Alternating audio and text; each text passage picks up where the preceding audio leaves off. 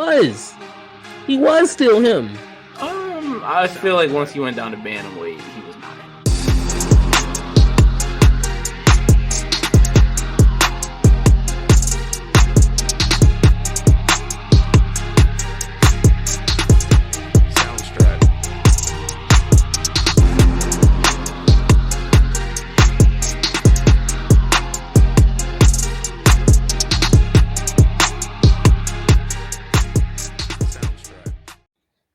Road to Gold family, we're back in the building, episode 15. Couldn't be more excited to be back in here. I'm here with my man Ron Askew. I'm Dylan Maven. We're here to bring you the best that we have to offer. Ron, how you doing today? I'm feeling good, man. We have a very exciting card dealing with a fighter that I know you love and adore oh so much, and I can't wait to talk about that championship fight for sure. Yeah, we got it's a big day. It's a big day for my fandom. You know, I got a few fighters that I exclusively root for. So, we'll get to that. We'll get to that. Like you said, big card. UFC 302 going down. Newark, New Jersey. The East Coast gets a card again.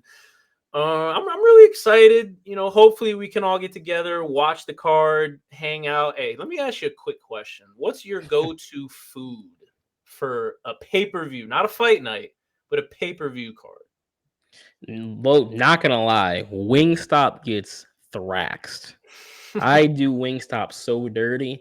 So right now they got the what is it? The hot orange or something like that. Hot orange. It's some like spicy hot chicken they do. It's literally there like every maybe 6 months. It's currently there. I get 6 of those.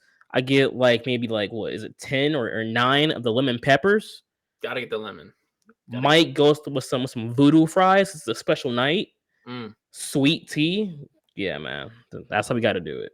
All right. I mean, hey, I'm right there with you, man. Wingstop, it really doesn't get much better than that on fight night. Give me about 15, large fry, either a fruit punch or a lemonade. Yeah, I'm getting hyped just thinking about it, especially because it hits even better when a card's gonna deliver. Like a card's gonna deliver. You know it's gonna be exciting. It's gonna be everything you asked for, and we finally get it. Took some time off. You know, the cards haven't been as much lately, so I'm excited to get this one underway. As a matter of fact, why don't we just get into it?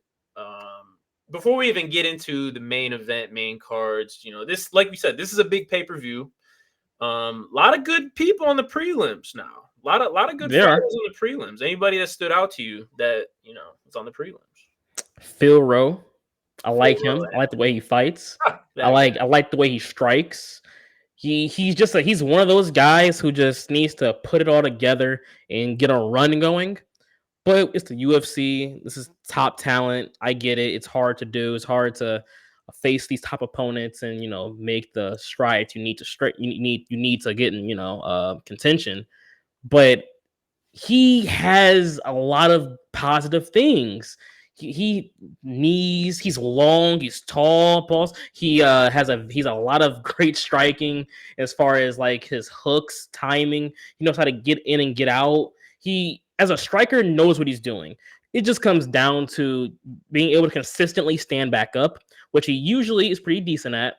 And against the more experienced guys, figuring out his personal path to beating them, because that's where things get usually mucky when he faces guys that are experienced, the ranked guys. Those are the ones that he needs to really kind of hone in on how to take the next jump.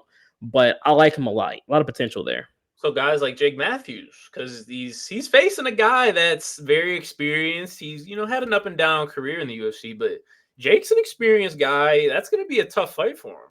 It is. It's going to be a tough fight for him. I mean, I would love to see him win this fight, but this is another one of those fights that I hope during this time off in camp, you took the time to really dig into your weaknesses. We know your strengths. Sharpen your tools. Don't get me wrong. Let's go find a new tool as well. Let's go find something different that we can hone in on so we can use in your future fights. If you can just figure it out, you have what it takes. Rowe has what it takes. I just need to see it come to fruition. I was telling him to take it from practice and put it in the game. Will his legacy be bigger or smaller than Neil Magny's? Because I look at him as Neil Magny, but younger. Will will he surpass Neil, or is he destined for less? I think he's technically better than Neil. He doesn't have the power. And I think that's okay, though. You don't have to have the power of Neil Magny. Neil Magny is a dangerous striker. He connects with you at any point. That could be it. But even with the power he's at now, he's a little stronger. And with his technical skills, I think that's all he really needs to progress. He just needs to figure out the rest of his game, figure out more than just being a technical striker. Being able to maybe, you don't got to be a takedown guy, you're going to be a takedown guy, but you got to be a defensive guy at least then. You got to be able to get up, get off the clinch, move a little bit, be able to trap your opponents, be able to feint, get them to, show their hand and counter off of it. Those are the skills I need to see him improve on. If he gets to do stuff like that, I can see him being better than Neil Magny. Don't get me wrong, Neil is a respectable, really good fighter, but I think Rowe has what it takes. All right, well, we will see. I'm pretty sure they open up the regular prelims, so should be all eyes on them. Another guy on the regular prelims that I've actually spoken about before. I actually picked him to win last fight and he lost, which actually hurt me. Roman Kopylov, man. I'm still such a big fan of him, and I just feel like he won't be on the prelims for much longer. I know he took a loss last time to Anthony Hernandez, big grappling issue, but he's just such an exciting striker that I don't know. I think he's destined to rise up the ranks. His kickboxing is elite, and he's a Russian guy, so you wouldn't think that. Elite kickboxing, elite kicks, things like that. But I don't know. He's a guy that I think could definitely make some waves on this card. It's going to be hard. Cesar Almeida. Just hearing that name, you can probably assume what kind of guy he is. He wants to get it to the ground. He wants to make it one of those types of fights. So, we'll have to see. Another guy that is on this card, Mickey Gall, the GOAT. How do we feel about the Mickey? GOAT? Mickey, the man that ushered in CM Punk to the UFC, is back on this card on a pay-per-view, nonetheless. What do we Lots make of him? respect. Lots of respect for Mickey Gall. I know fans like him a lot. He's been around for ages. But I think you're trapping me to sound like a hater again. Like you're trapping me, because how I truly feel about this. And come on, dog, what are we doing here? What are we doing here? He could have been on a fight. Could have been on a fight night. Let him go off silently into the night. But no, we're choosing a pay-per-view where he's fighting a good opponent. Like he's fighting someone who could very well take him out. And do we want to keep seeing these old guys do this? I just don't know. Mickey's not even that old. That's the thing. He is 7-5 though. So how we let a 7-5 man on the pay-per-view, I don't know. Maybe you're right. Maybe he is a fan favorite. I don't know. I guess we'll see. But that's enough of the prelims, man. We could talk about the prelims all episode because there's Grant Dawson versus Joe Selecki. Alexander Romanov or Jalton Almeida. We got banger fights on here, but the people came here for the main card. The meat and potatoes. Let's get into it, man. First fight on the card, which is an interesting matchup. We got Randy Brown versus Alicio Zaleski dos Santos. Now, this is an interesting matchup because you got guys like Alicio who are more pressure, more power, more dog in them, if you will. Whereas Randy Brown has that dog in him, but he's a very tall, very lanky, elite, quick, fast striker. Yep. Kind of a clash in striking styles. What do you kind of make of that? See, here's the thing. I see Alicio. I see a future superstar. I love I love the contents of his game and his package. I love everything inside of there. Okay. his fight package. His fight pack. I love everything that is in there. This is a guy who literally, I think, he can do it all striking. In the clinch, he is so good when it comes to defensively fighting in the clinch. He's great defensively fighting on the ground. He is very well versed on how to get back up to his feet. He's not a guy who's going to go for many takedowns, but if he needs to, he can. But he knows his role. Let's get back to that striking. Let's get back to being aggressive, being explosive, hitting you with so many combinations and strikes from kind of all over the place. He knows how to apply the pressure. He knows his way of fighting. He is a guy who knows exactly how he wants to take you out. And that's important. That's very important, knowing yourself and knowing yourself as a fighter and your weaknesses and your strengths. He strikes me as a guy that was always really good as a striker, and he worked hard about his grappling defense and clinch defense, because it's actually phenomenal. He's fought several wrestlers in his past that tried to take him down, try to clinch him, try to wrestle him, and he continuously saw an opportunity to circle out, get back up to his feet, get off the clinch, get off the cage. He has a high fight IQ. I like him a lot. Randy Brown is also a really good fighter, really good striker. As we said, he's not as in your face as like as Dos Santos is, but at the same time, he knows his way of fighting as well. He knows he's fast, he's quick. He likes to do a lot of teep kicks. He likes to do a lot of front kicks. He wants to almost nickel and dime you up the field. And I love that for him. I do wonder, because of this clash in style, how does this play out? How does Randy go about keeping the pressure off of him? How does he keep this fight as clean as he wants it? Not saying Santos doesn't want to keep the fight clean, but the way he goes about it is different. He's not as technical as a Randy. He's fighting with like almost a very Muay Thai centric style. Everything he throws is for effectiveness and significance. Randy isn't necessarily like that. A lot of front kicks, jabs, combinations, get in, get out, circling. And it's going to be interesting to see who controls the pace. Whoever controls the pace of the fight, I think will be the winner of the fight. That's very interesting, especially considering Oleksiejczuk is more of the pressure, foot on the pedal, kind of get in your face, make it a dogfight. Will Randy fall into that trap? I don't think so. And don't get it twisted either. Randy Brown has one punch KO power. You're right. You're right. His last fight, he did a slip 1-2. He only connected with that 2, but that's all he needed to send his opponent to the ground. So he has that. Obviously, Oleksiejczuk, I wasn't that familiar with Oleksiejczuk's game. I've seen his fights in passing, but it never really resonated that was him. He has some elite striking. He knocked out Sean Strickland with a spinning heel kick. He got Benoit Saint Denis out of here. Granted, these fights were from a while ago. He took 2 years off. This is only his third fight since 2020. I don't know. And he's 37. Not to say that that's old, because it's not. But taking that time off combined, is his timing going to be there? I don't think so personally. I think Randy Brown gets the win here. I think he manages distance better.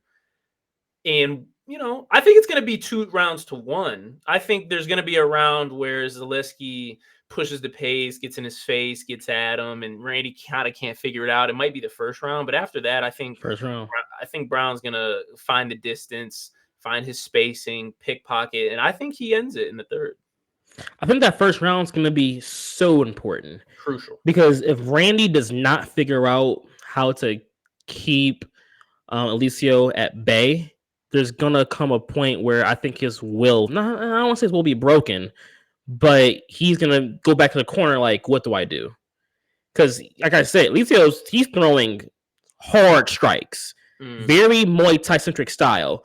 He's gonna attack you with inside kicks, outside calf kicks, body kicks, head kicks, and it seems like his energy just never goes away. As long as he believes he has a possibility of winning the fight, he's gonna go in there and he's gonna attack you with everything he got. Where, like we said, Randy doesn't come off that kind of style. It's more technical than it's more of a kickboxing style. It's almost like a perfect clash of Muay Thai versus kickboxing that we're watching. And that first round, the kickboxer is going to have to figure out, how do I keep this Muay Thai guy off me? And if he can get distance, he can circle out and make him miss. Making Oleksiejczuk miss a lot will be the key factor. If it takes too long, if it's 3 minutes, 4 minutes into the second round, you haven't figured it out yet, you're gonna need a knockout, and that's a hard guy to knock out. So who's your pick? Oh man, Oleksiejczuk. I'm going Oleksiejczuk dos Santos here. This is my guy. We're gonna start keeping track of our picks. I think that'll be interesting just to see accuracy wise who comes out on top of the picks. Man, I'm trying to go like 123 at the end of it was way more fights than that in a year, but I want to see it added up overall, see something crazy. We're gonna do the stats. We're gonna get the stats for him. Brown right now minus 185, Zaleski plus 155. I don't know, it's pretty close. But anyways, moving on. We don't even have to talk about this fight that much. Nico Price, Alex Morono, two guys that aren't flashy. They're not going to go in there and do anything crazy out of the ordinary. I feel like Nico Price once was that guy, but he has a lot of fight miles on him. He's 34, but it seems like he's 41 the way he's yes, that is so facts. Yes. So, it's not going to be flashy, but it is. These are two guys that are going to fight hard. They're going to fight to the bell. It's going to be a 2008 UFC fight right here. This is a 2008 fight right here. I think Morono, I think he's just the younger, fresher kind of guy. I saw him take out Cowboy. I think he's going to get it done. I think this is Nico's last hurrah, to be quite honest. I don't know how much more he has in him. Again, he's only 34, but it seems like he's 41. So, I don't know. I get that. I love the way Morono fights, honestly. Yeah. It's like almost purely predicated on speed. Being able to time you up, be faster to the punch, being able to counter on time before that you can get your strike off, being able to get in and get out, even against power strikers, before they can land the powerful bomb. I love the way he fights, really. He fights almost so stereotypical to how you would think a boxer would fight if they was to one day be in the UFC. Like the quick twitch, being able to get in and get out, being able to just keep your opponent at bay. He dictates that pace extremely well.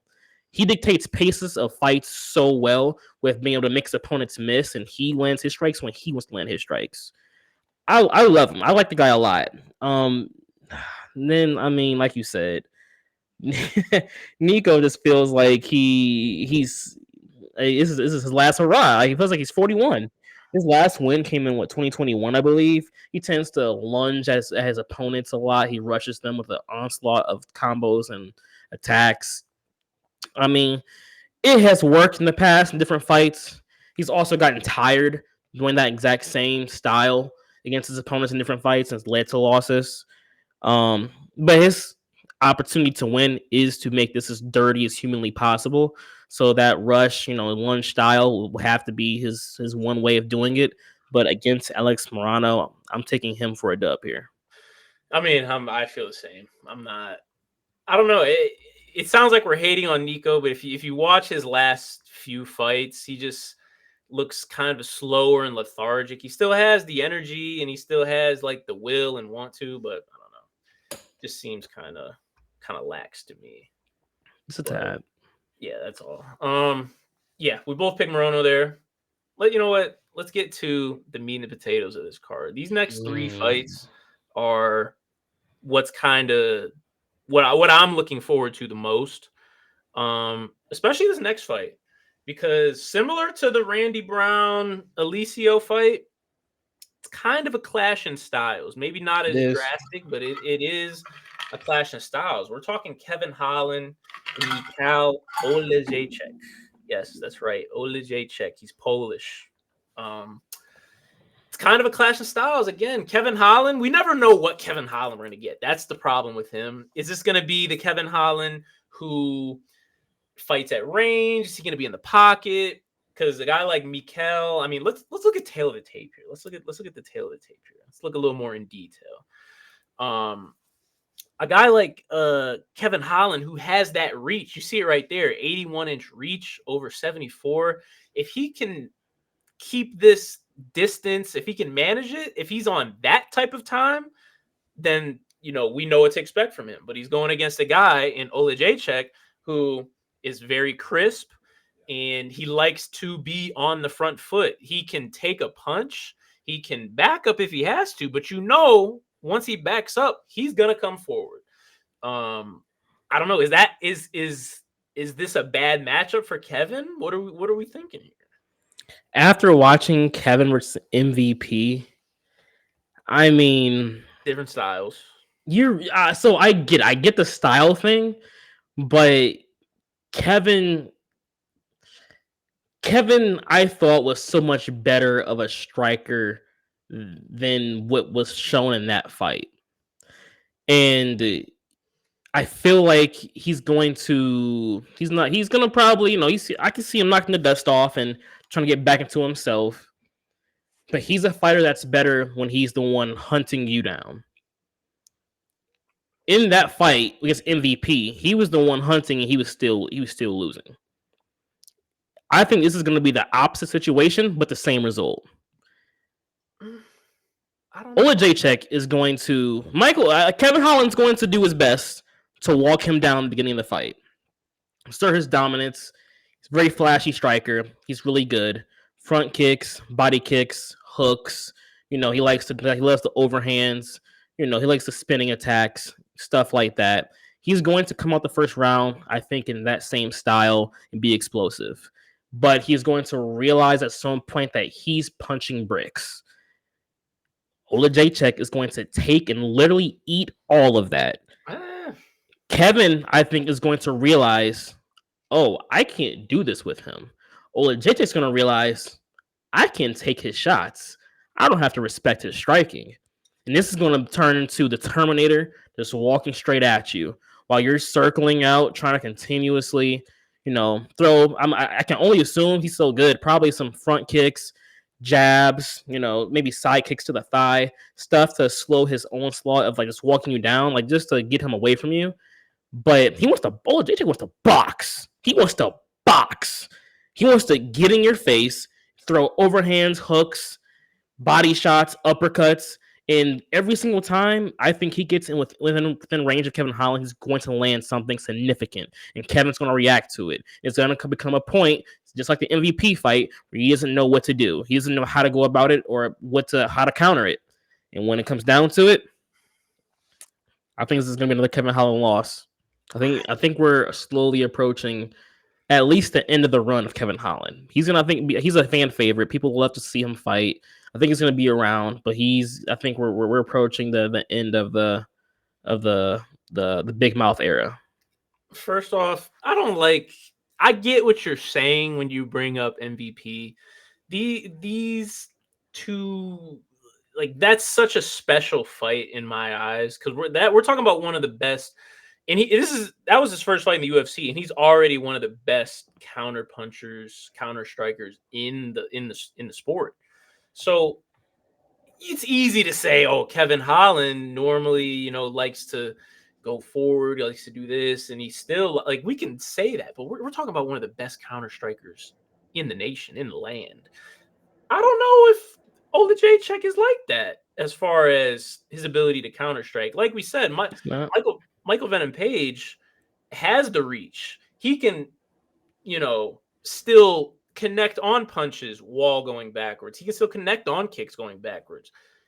If Kevin can control the range, the distance, things of that nature while still going forward, I don't know. I think it could be a different result. That's just the first thing. Second, I get this man's, Polish. He's made of bricks. He takes ice baths in winter ocean. I understand all that.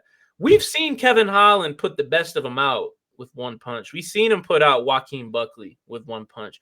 We've seen him put out Jacare Souza off his back, punching up. We've seen him put him out. Let's not act like Kevin Holland doesn't have power. Yes, it depends which Kevin we're getting. But I'm not gonna let you play my dog like that.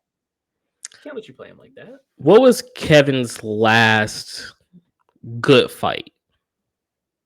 Because I can't help but think that it may have been Wonder Boy. No, he fought Ponzinibbio since then. He knocked him out. He subbed Michael Chiesa. I don't know, sub. It's a little different. He might mess around, take it to the ground here. We know he's BJJ black belt. We know he's like that. Not like that, but we know he's more than proficient on the ground if it happens to go there. So he's had a submission since then. I think his last fight before MVP, he lost to Jack Della, which Jack Della is top 5, so that's nothing to frown upon. I just can't help. I feel like he's beating fighters that we expect him to beat, and he's losing to the fighters that we all expect him to lose to.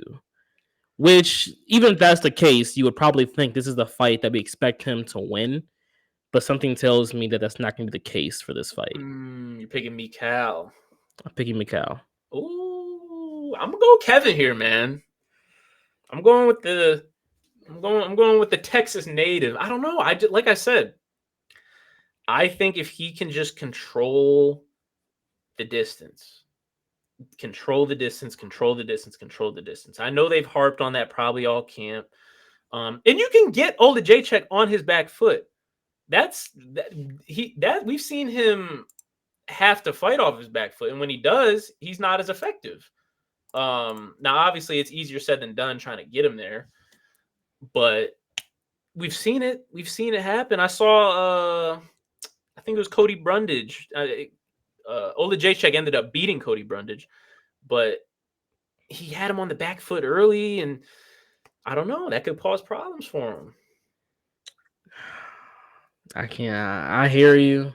I think the MVP fight really took the one out of my sails for Kevin Holland for me, and I don't know, man. I just don't know. I would love to see him show me something this fight, but this is going to test his heart. We're going to see where his heart is. We're going to see if he really loves this. We're going to really find out, I think.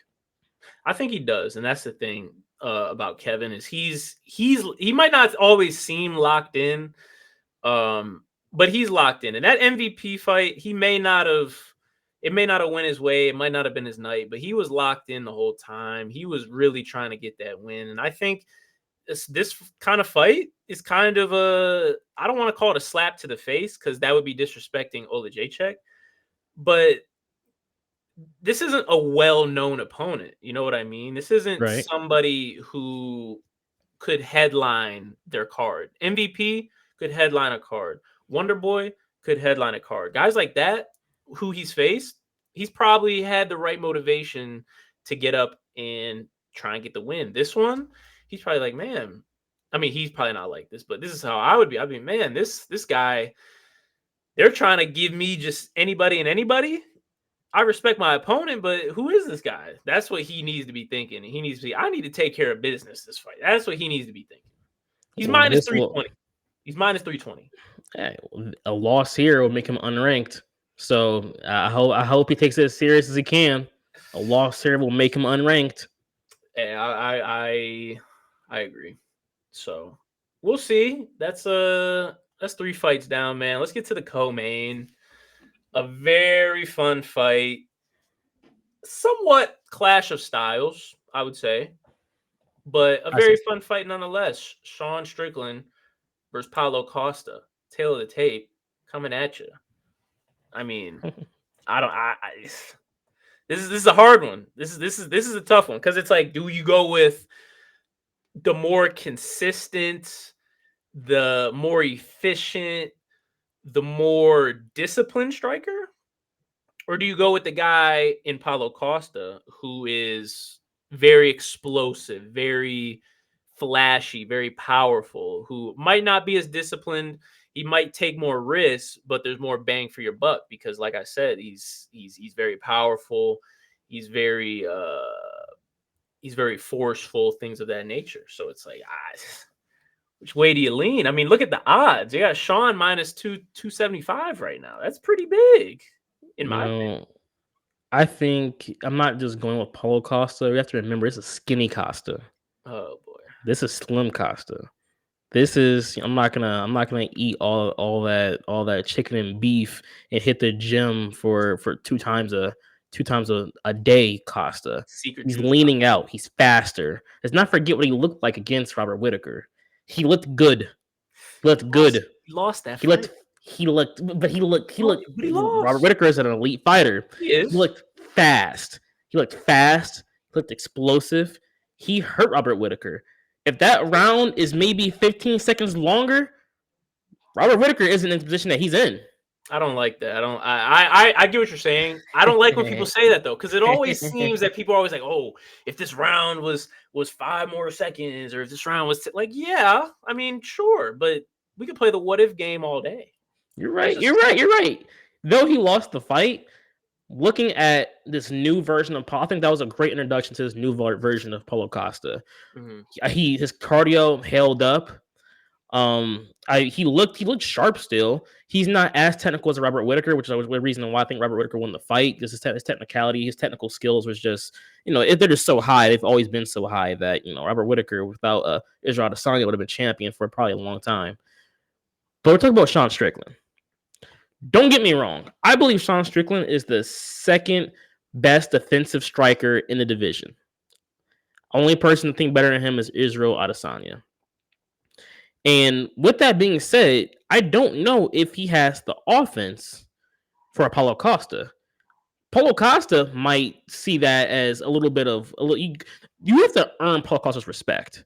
You have to. We even saw, though I get it, he's only fought so many times in middleweight in the last couple of years. All right, so I have to use recent examples, but they're not always the greatest examples. When he fought Izzy, though he did lose, he came out in that fight. He was trying to be in front of Izzy. He didn't care about the kickboxing. He didn't care about the leg kicks. He allowed him to leg kick him to death if he wanted to. The only difference is here is Sean's going to try to jab him to death. Paul doesn't respect the jab. He's not going to have Paulo's respect in the beginning of the fight. And until he lands that strike to make Paulo believe, maybe I should take a second, Paulo's going to come at him and throw another spinning kick, a devastating body or head kick, overhands, hooks. He's going to apply that pressure on you. He's going to, and I don't know if Sean is ready for that. I just don't know if I get the DDP fight Sean had. May have been a decent outlook into what we think this fight could look like.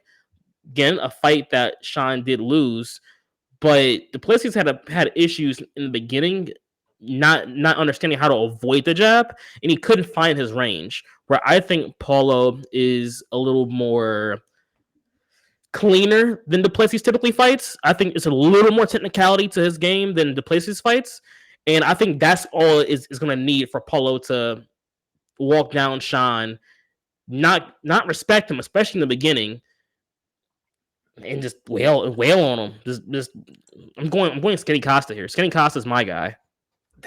I don't know, man. That's a tough one because I understand what you're saying and why you're saying it. But you said Sean Strickland is the second best. He has the second best defense in the middleweight division. Yeah, I say so. Doesn't that bode well for you when you're facing a guy like Costa who is more explosive and more powerful? Because, you have the defense to watch out for that versus, I don't know, I feel like when you're facing somebody like a Sean Strickland, it's almost better to kind of out jab them. Like if Sean's throwing a jab, you need to be out jabbing him. If he's throwing crosses, you need to be out crossing him. You always need to be leading that. And that's kind of where I think DDP figured it out later on in the fight. He figured he had to get ahead of him in that regard, and ended up getting the win. Now, Paulo, he's going to throw these spinning, these head kicks, these flashy things. If Sean has the defense for that, can Paulo lean on his intangibles? Can he lean on his intimate striking and get the win that way? Can he? I'm not so sure. So, in my opinion, what it comes down to is the pocket. I don't believe, because the way Sean defenses, Sean doesn't defense typically by he doesn't do a whole lot of circling. He loves the Philly shell. He doesn't have a problem with you entering his space as long as he's comfortable in his defense. That doesn't mean you're going to always hit him. He's going to move. Don't get me wrong. He's going to move. But fighters can be closer to Sean because he doesn't demand as much space as a lot of fighters do when they're on their defense. And it's because of his Philly shell defense. His arms aren't out. They're not. He's here. He's more ready for to defend than it is attack at any given moment, which is fine because for him it works and his jab is so lethal. He can do that all day. But against Paulo Costa, I think he's going to have a problem with the fact that Paulo's going to take that space. The space that you're allowing him to have because you're not keeping your arms out. You're not, hand fighting with him. Right. A lot of fighters say hand fight it's a game of taking up space and room and how close and far you can be from me. Where Sean doesn't do that. He's going to allow Paulo to take that space, and I think, and that's pocket space. Sean, I think this fight's going a little bit. I'm not trying to compare Alex Pereira to Paulo Costa at all, but Sean allowed Alex to be in that space in the fight. Alex didn't have to do too much hunting. When he knocked him out, it came from like a 1-2 down the middle, just from him standing there, just him just being there. I think Sean needs to figure something out defensively because Paulo's going to demand that space and he's going to be more aggressive than Alex Pereira was. Yeah, that Pereira knockout was pretty bad. I don't know, man. I'm going back and forth with this one because as much as I agree with what you're saying, this is assuming that Paulo is on his game, on his hunt. I've seen Paulo get outstruck many times before. Not even flashy, just fundamentally outstruck. What we saw with Robert Whittaker is what I'm afraid is going to happen to him this fight, where Paulo did almost have him out. He almost had him out after the first round with that spinning heel kick. But then what happened? Rob recovered. He came back and he won the next two, at least. If he didn't win that one, he won the next two pretty decisively. I do believe Paulo is the better fighter. Who are you going with on this one? I gotta go Paulo Costa. I have to go Paulo Costa because I think it is too much pressure. Is that because you like Paulo? I do. I know I've picked Paulo a couple times now. I really like the way he fights. If he's on his game and the cardio's there, I think he can beat anybody. I understand what you're saying. I just from watching the interviews and stuff, which you got to take everything with a grain of salt. I've heard Sean Strickland talk about, we're going to make this a war. We're going to do this or that. If he makes it a war, Paulo Costa is going to win a war. For sure. Sean isn't really built to win these wars. We kind of seen that with the DDP fight. It started off as a fight, but then the last 3 rounds kind of turned into a war, and we saw DDP pull away there. This is 5 rounds also. Let's not get that. We in shape. Yeah. Man, I'm leaning Paulo, man. I'm leaning Paulo. I do think if they make it a war, Paulo's gonna get him out, but I will say I would not be surprised at all if this is a 5-round just jab fest from Sean. I can't see Paulo being okay with that. At some point, he's gonna apply the pressure. As long as he's smart enough not to wait too long to do it, I can't. Sean's defense is great, but he doesn't gauge range well enough for me. Not enough for Paulo. Yeah, I don't think Sean has that power to put him out. Obviously, anybody can get put out, with the right punch. But I saw, and I hate to say it, I saw Sean hit Izzy point blank with a cross and didn't put him out. So I don't know. I'm gonna lean Paulo here. Paulo, hey man, this is me talking to Paulo right now. Don't make me regret this, because a good portion of my brain is telling me to pick Sean Strickland, just from a safety, from a fundamental standpoint. But I'm gonna go Paulo here. He needs a win. Paulo has more to gain with a win here, because sure. Sean arguably could have fought for the belt if he just waited. Because some say he won that last fight with DDP. He already has a win over Izzy. He probably could have fought for the belt next or fought Izzy next. I don't know. Paulo, he's coming off a loss to Robert Whittaker. He needs a win here. So I'm going to go Paulo here. Love it. That's the right pick. Did the right thing. Did the right thing today. Like I said, Paulo, don't make me regret it. Now, the moment we've all been waiting for the main event of the evening. We got the Dagestani versus the Diamond. This is a very interesting fight. It's hard to tell what to expect. For those that don't know, we're talking about Islam Makhachev versus Dustin Poirier. The lightweight champ, the pound for pound #1 fighter on the planet as of right now. Islam Makhachev, man, he's looking to defend. And Dustin has said this might be his last fight. He said it a couple times, but this feels like it's his last fight. If he loses this, it seems like retirement is on the way. If he wins, who knows? I don't know what to make of that. I don't like when fighters go in there talking about retirement. That's a very risky game, especially it seems like you're kind of setting the stage for, I don't know what you're setting the stage for. Are you setting the stage for failure? Are you trying to put extra pressure on yourself? I don't know.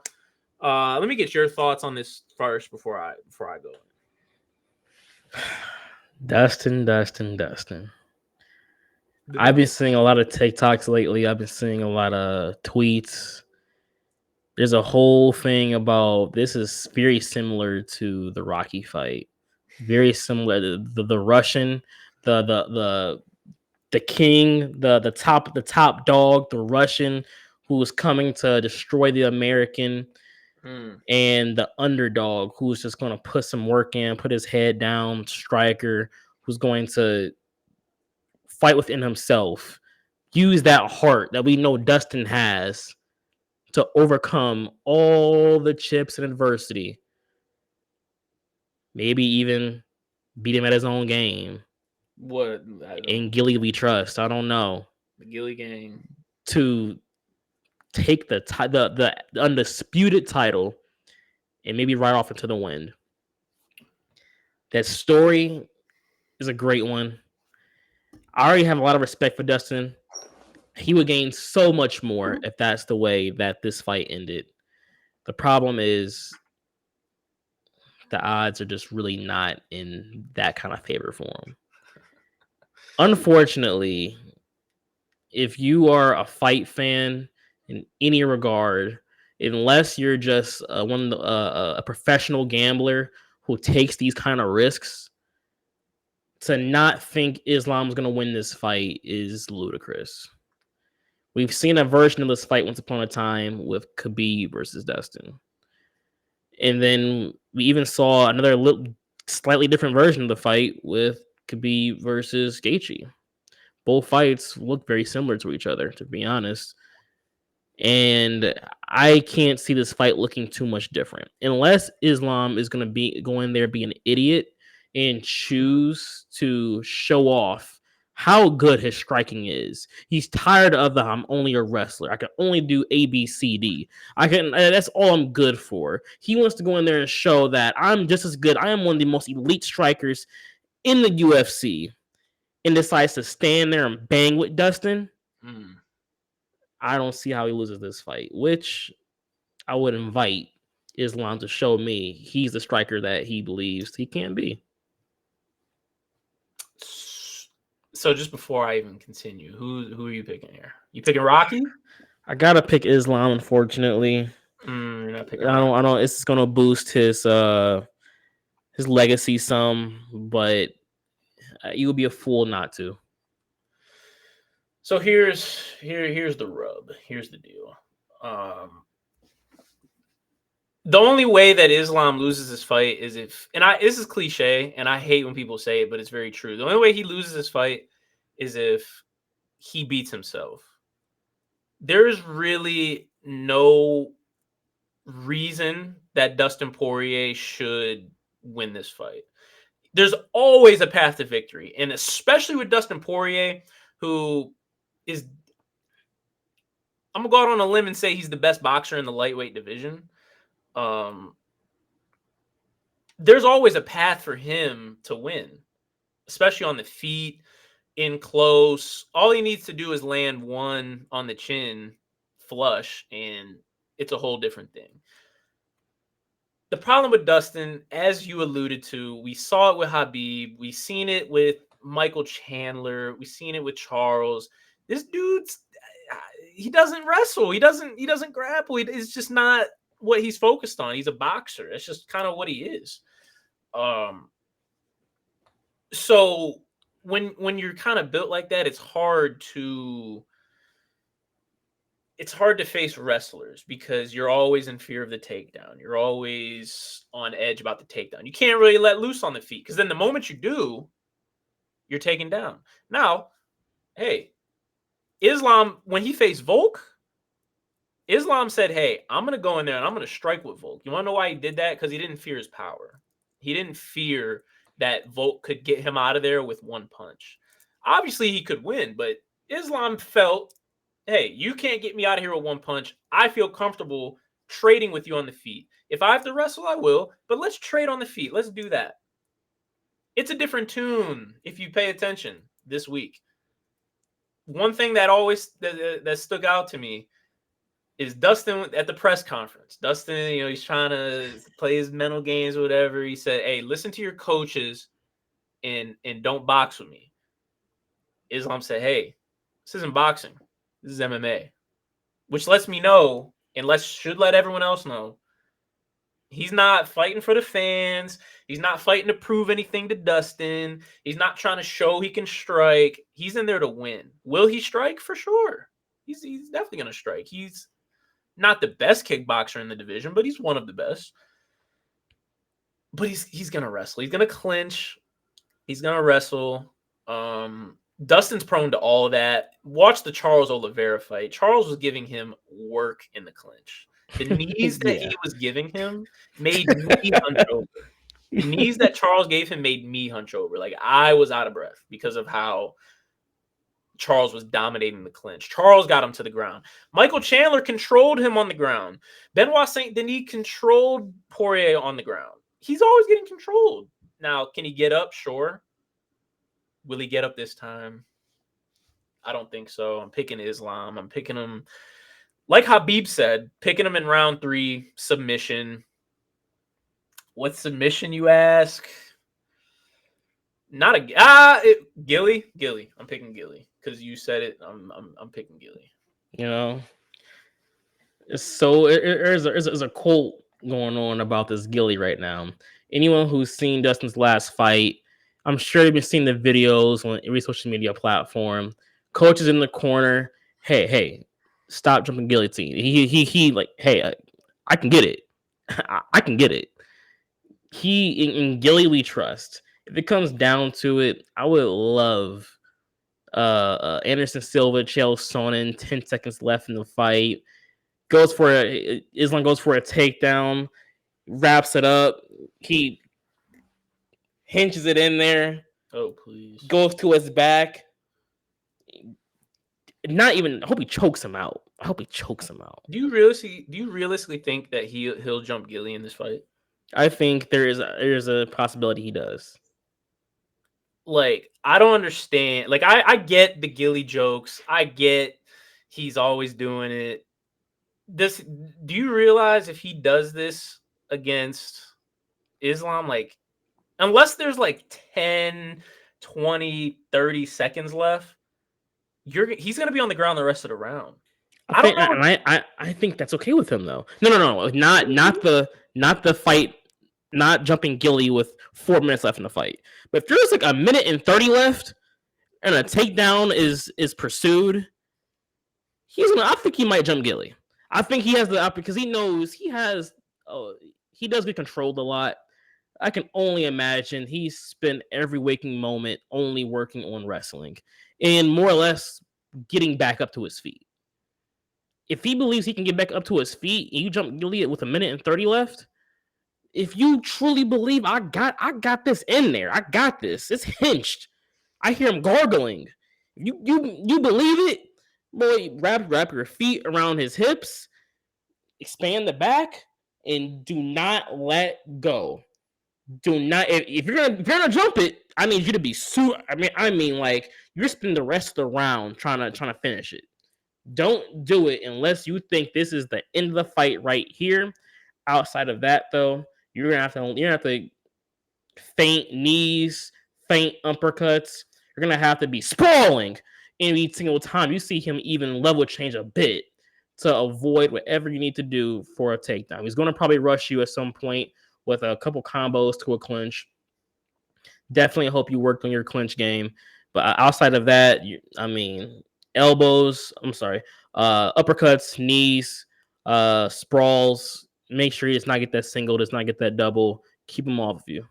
Dustin, please don't jump Gilly, bro. Like, just as a friendly tip from somebody on the other team, please don't jump Gilly. If you want to see how Dustin fares on the ground and pound, again, I spoke about it earlier. Watch his fight versus Charles Oliveira.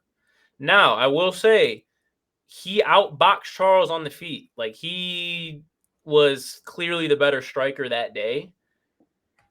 But and again, maybe it's because I just rewatched it. I don't remember Charles having that much of a dominating presence against anyone.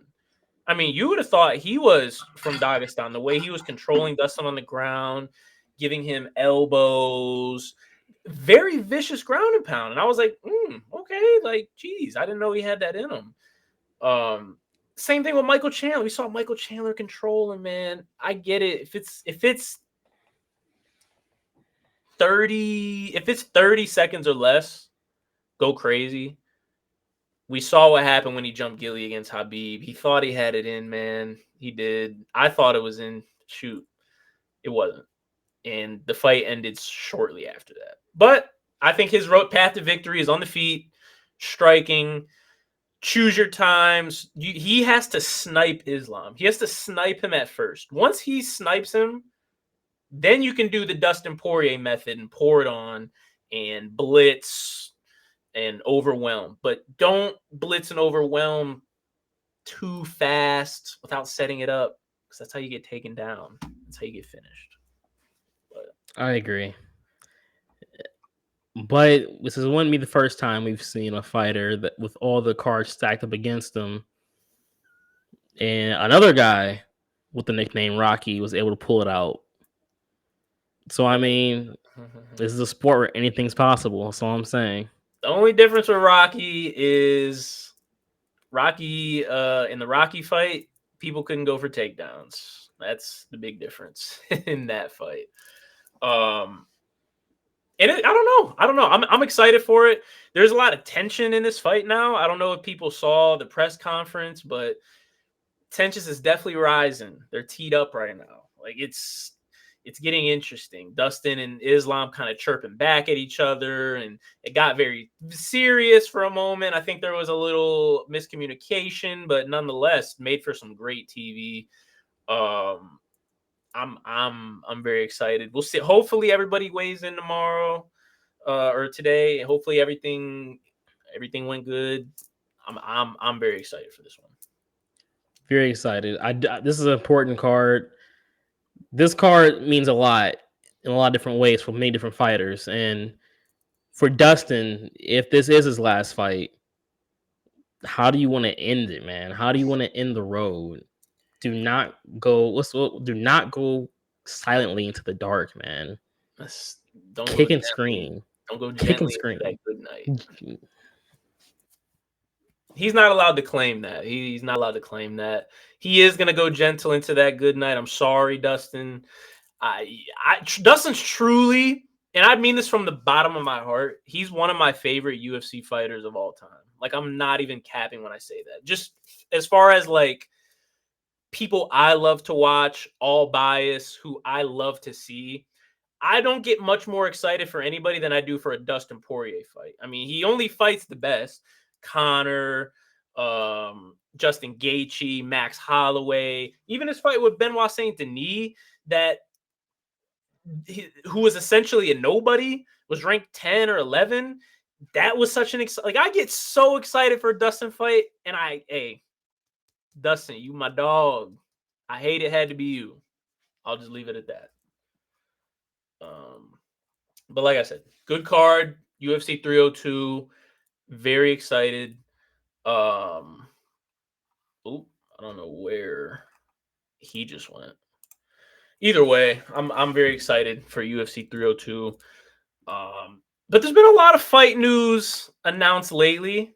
In fact, the card just got announced. UFC Fight Night, August 3rd. Got a banger of a card headline for you. It's a fight night too. It sounds like a pay-per-view, but it's a fight night. I'm just gonna read you through who's fighting. We got Corey Sandhagen versus none other than Umar Nurmagomedov, the Young Eagle, I think. I'm not really sure. The Young Eagle, whatever. They've kind of been at each other's necks in a good way for a while now. So that'll be very interesting to see. The return of Nick Diaz. That one definitely interested me. Nick Diaz versus Vicente Luque. Oh, you're back? I don't know what happened with your Oh man, internet connections, Spectrum. If you have Spectrum, please change. Go AT&T fiber optic. I am actively against Spectrum internet. Please do what you can to get off of Spectrum. And look, at this point, I don't really mean this, but like I would give $1 for every person that changes off of Spectrum and goes to AT&T. I'm not gonna really do it, but if I had the funds, I actually would. Oh man, well that is we are never gonna get a Spectrum at sponsorship now, but we weren't really banking on that. Glad to have you back. I was just talking about the fight night coming, or not coming up, but that just got announced. It's on August 3rd, and I was just listening through some of the people that are going to be on this card. I mean, like I said, we got Corey Sandhagen versus Umar Nurmagomedov. We got the return of Nick Diaz and what I would assume is his last fight against Vicente Luque, Figueiredo versus Chito Vera, Mackenzie Dern's back in the mix. My boy El Kakui, Tony Ferguson versus Michael Chiesa. That sounds like a pay-per-view type of. I was just about to say that. And for a fight night, that's heat. That's fire. For a fight night, that doesn't get much better than that. That's a heater. That's a very interesting card. I'm excited for that one for sure, especially as it's been rolling out. Dana White, I think he went live on, I don't know if it was Facebook or Instagram or Twitter to do it or whatnot. But I saw it. I saw it the rollout like the 5-6 fights of the main card, and yeah, that's an exciting one. Definitely. I mean, they haven't even announced any of the prelims yet, so we don't know. A lot of title implications though, and we don't have to get super into it just because it's a long ways away. But that first fight is clearly a number one contenders match. Umar versus Corey. Sure. Whoever wins that, I imagine, would be fighting for the belt after Merab. Save us, Corey. Please save us. Let me just make sure. Yeah, because Peter Yan, no. Cheeto, no. Yeah, so that's a number one contenders match. Then we got guys like Davison who are stringing together some wins, bro. I didn't think Granted, they haven't been like. No, those are pretty good guys. I mean, Rob Font, Cody Garbrandt, those are two staples. Those are two notable fighters. The Cody, I love Cody Garbrandt. He just, hasn't been on his game. I feel you, but I feel like you're the same one who was very, oh man, Cody me. I don't know that Cody Davison. Hey, Cody looked good that fight though. That's the thing. Like he looked good. He did actually. It went to the ground, and everybody in the world knew where that was headed. But he looked good, so I'm not gonna downplay the Cody win. The Rob Font win is definitely, in my opinion, better. That's Rob Font. That's a guy who was challenging for the title. Like he was he was almost there challenging. So that's a good one. If he wins this against Cheeto, a guy who just fought for the belt, I mean, shoot. I don't know where Cheeto goes from there, but if Davison does, I would say he's in line. He can't jump Umar and or Corey. As silent as it's kept, if Davison Figueiredo gets to a championship fight and wins it, we're gonna have to have an uncomfortable conversation about what's the uncomfortable part. I don't. What are you trying to imply here? Legacy.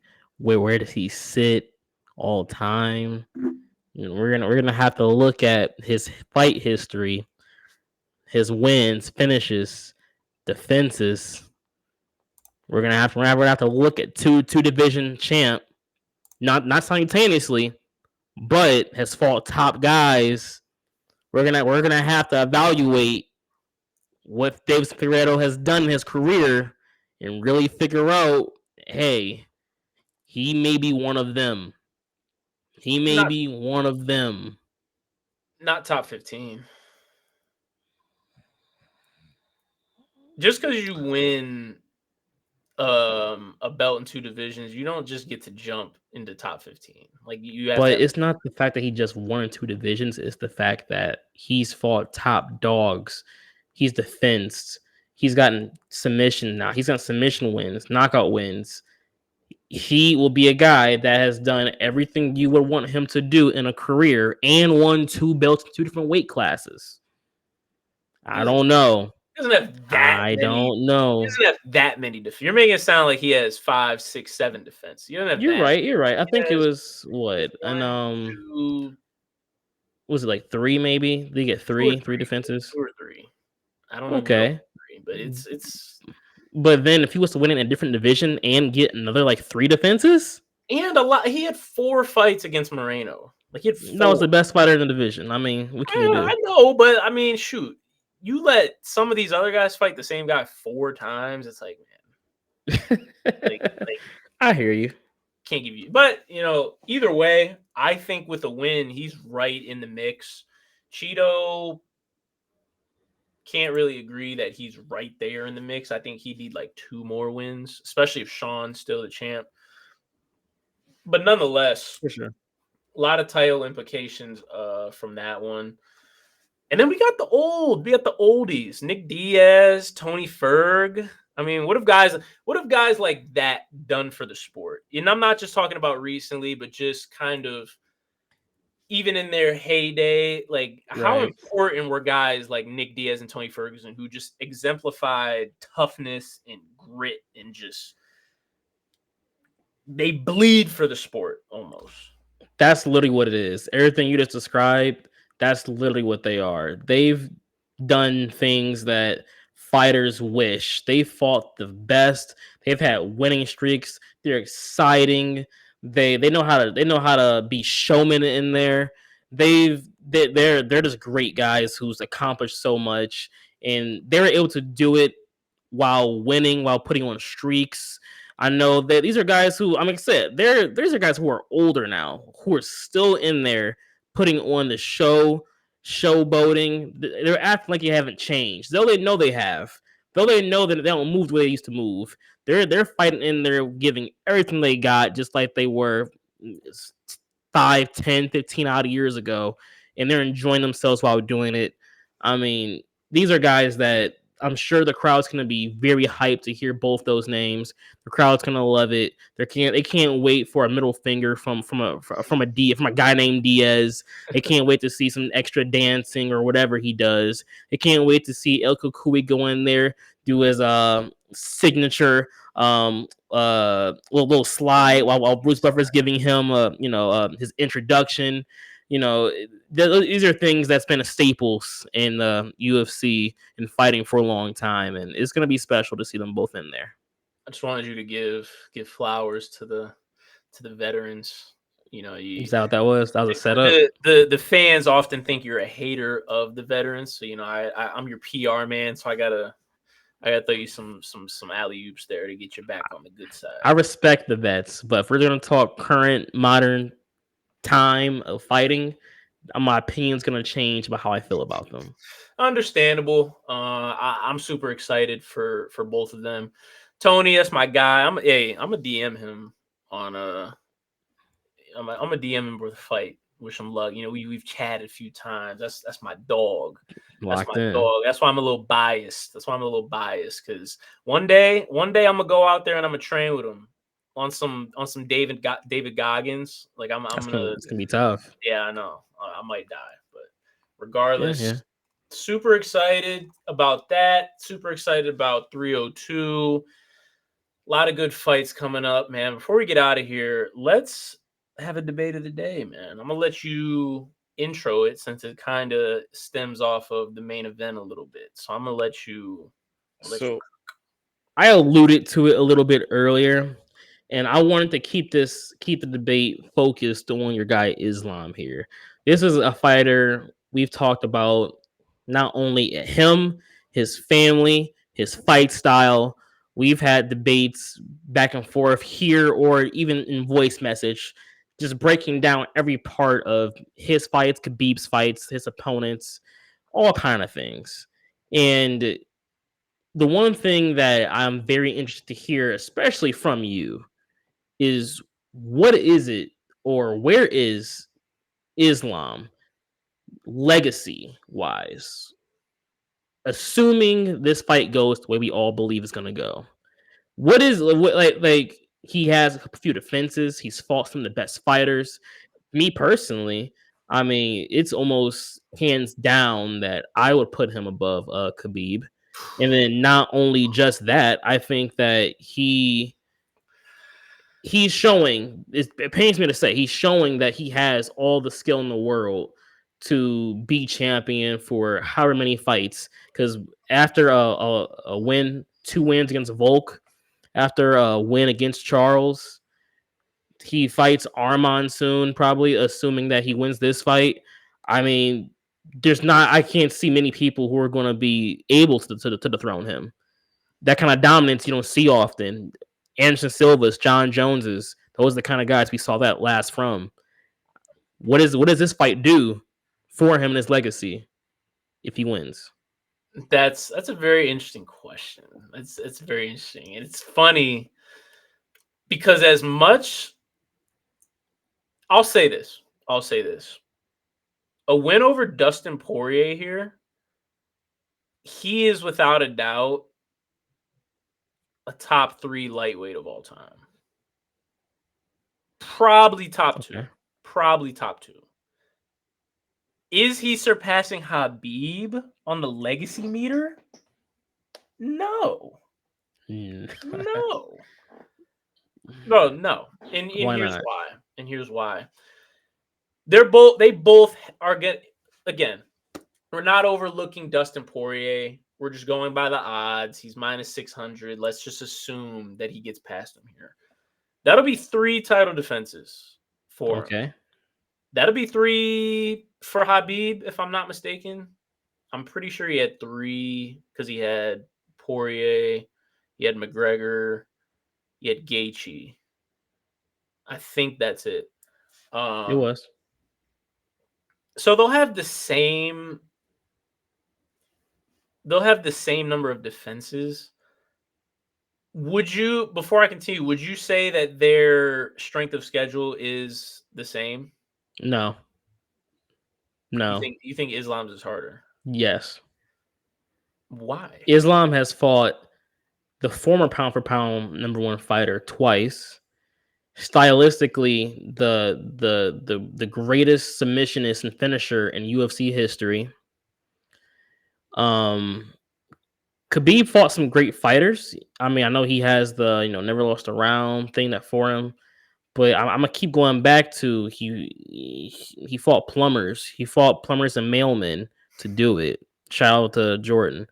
But I mean, look, it comes down to if you look at strength of schedule, Islam is doing great things, and it pains me to see him do it because it's only going to boost the Russian Sambo agenda. And we already see Umar getting a shot from going from rank 13 or 12 to now he's facing. I see it all playing out in real time, but here he is, really out here putting on the shows, striking. I think he's already skillfully all around better than Khabib. I think he's had the better schedule. I mean, he and though it wasn't in his division, he beat Volk twice.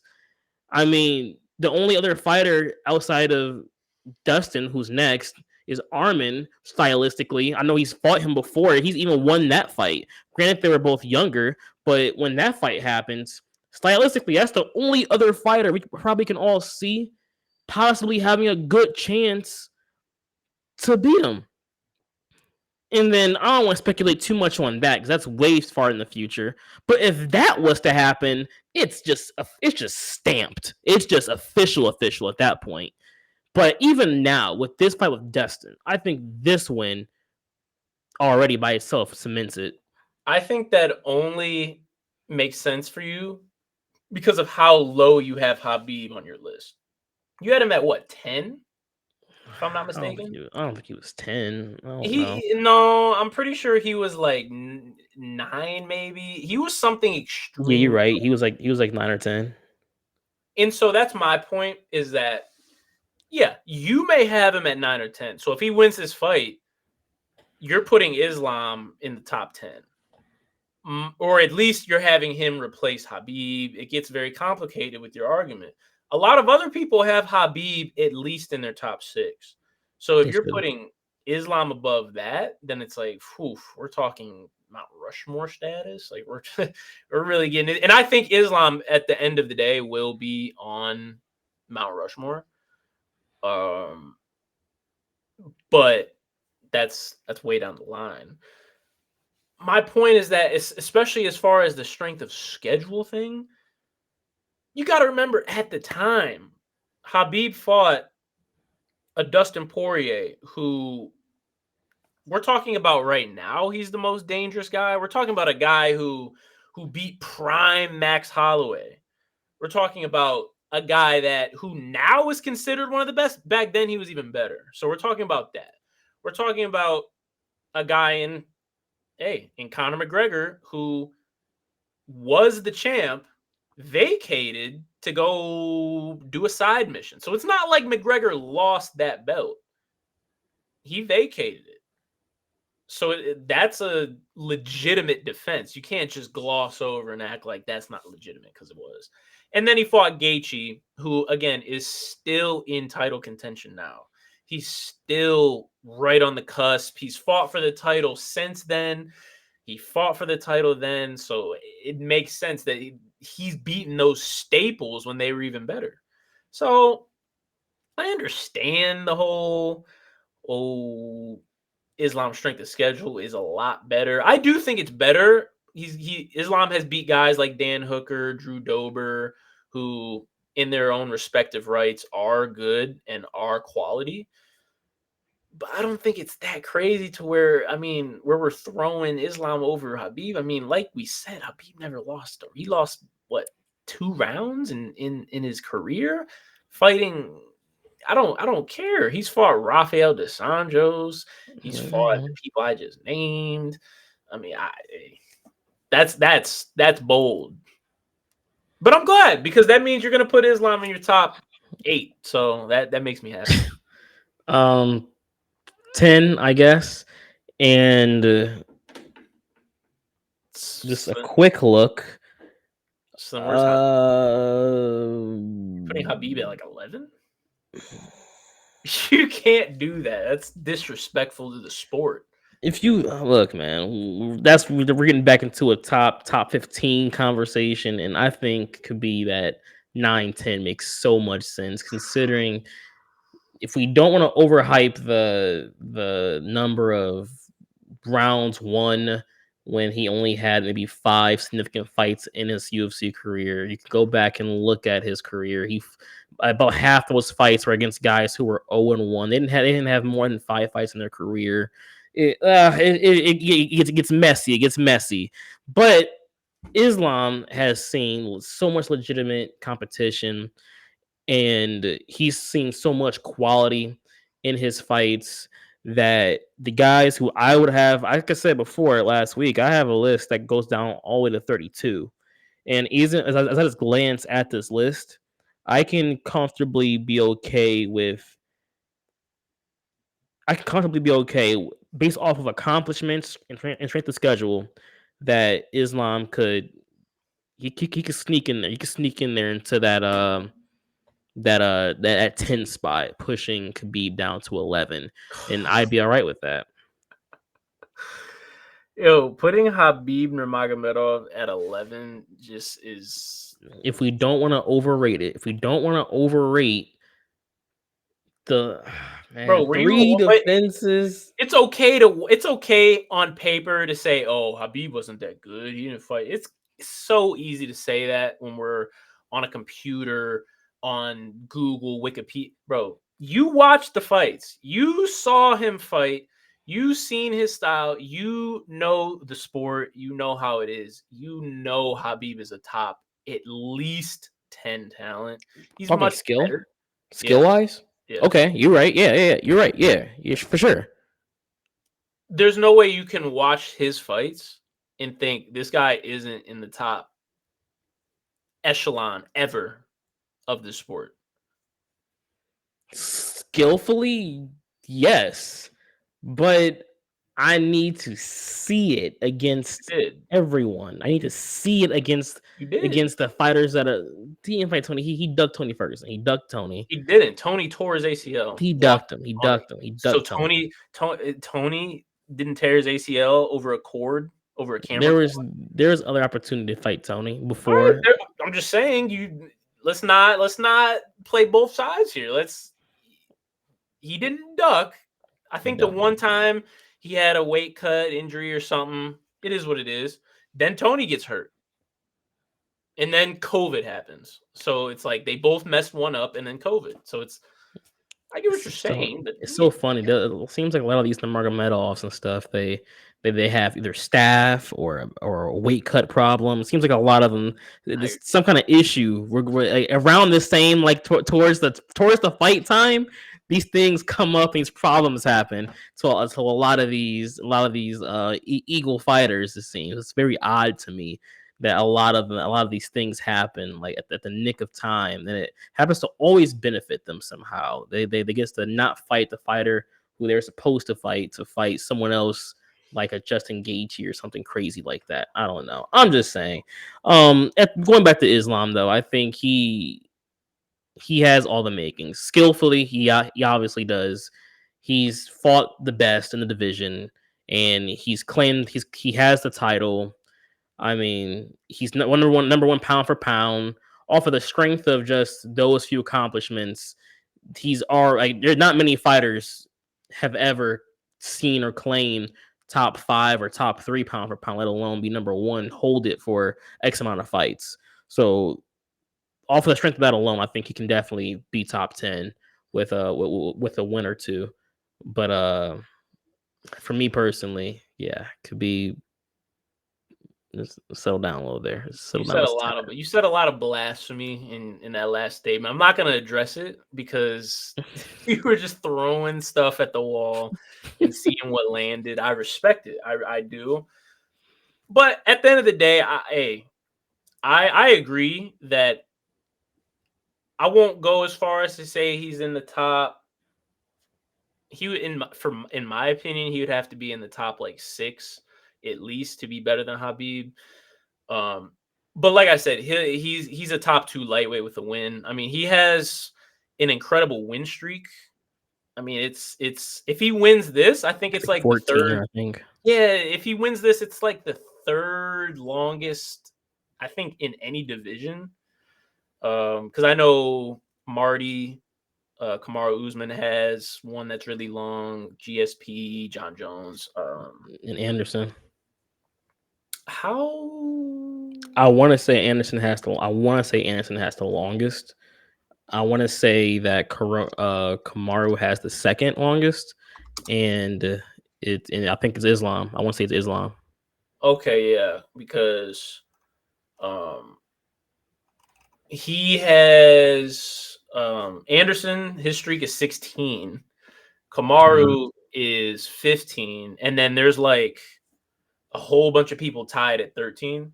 And Islam's one of those guys tied at 13 with like GSP and whoever else.